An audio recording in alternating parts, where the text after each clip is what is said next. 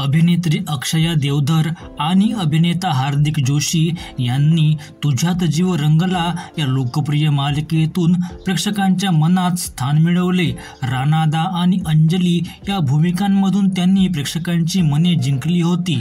या मालिकेनंतर अक्षया आणि हार्दिक काही मालिका व कार्यक्रमांमधून प्रेक्षकांसमोर आले। आता अक्षया देवधर पुन्हा एकदा झी मराठीवरील लक्ष्मी निवास या मालिकेतून प्रेक्षकांच्या भेटीला येणार आहे। येत्या 23 तारखेपासून ही मालिका प्रेक्षकांच्या मनोरंजनासाठी सज्ज होणार आहे।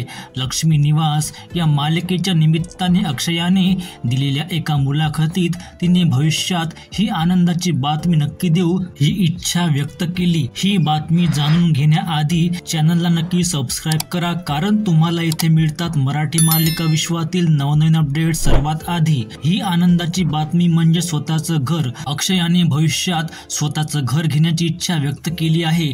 याबद्दल अक्षया म्हणाली, हो, नुकतीच गाडी घेतली आहे, आता हवं तसं काम करायचं आहे। आमच्या रडारवर सध्या एक मोठी इच्छा आहे, ती म्हणजे नवीन घर घेण्याची।